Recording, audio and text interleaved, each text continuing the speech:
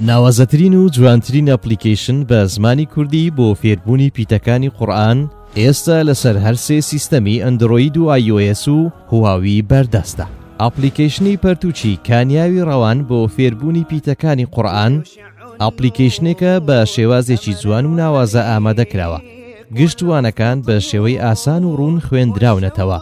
ئەوە جگە لە بوونی وێنەی چۆنیەتی دەربڕینی پیتەکان و بوونی پەڕاوێکی تایبەت بۆ ئەوەی فێرخوازانی عزیز زۆر بە ئاسانی فێرە نووسینی پیتەکانی قورئانی پیرۆز ببن. ئەپلیکیشنەکە تەنها ڕێبەرێک نییە بۆ فێرخوازانی عزیز، بەڵکو ڕێبەرێک و سەرچاوەیەکی گرینگە بۆ مامۆستایانی قورئان و دەتوانن سوودی لێ ببینن. پەرتوچی کانیاوی ڕەوان بۆ فێربوونی پیتەکانی قورئان لە دانراوی مامۆستا تۆفیق سودیق حەمەدە، یەکێکە لە پرۆگرامەکانی دەستگای نووری حیکمە. تا ئێستا 7 جار و بە چەند تیراژێکی جیاواز لە چاپ دراوەتەوە. بۆ دەستخستنی پەرتوکەکە سەردانی نووسینگەی دەستگای نووری حیکمە بکەن.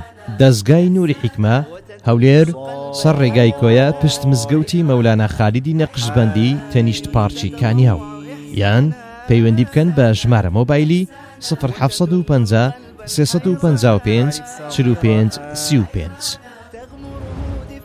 ئەپلیکیشنی پەرتوچی کانیاوی ڕەوان بۆ فێربوونی پیتەکانی قورئان.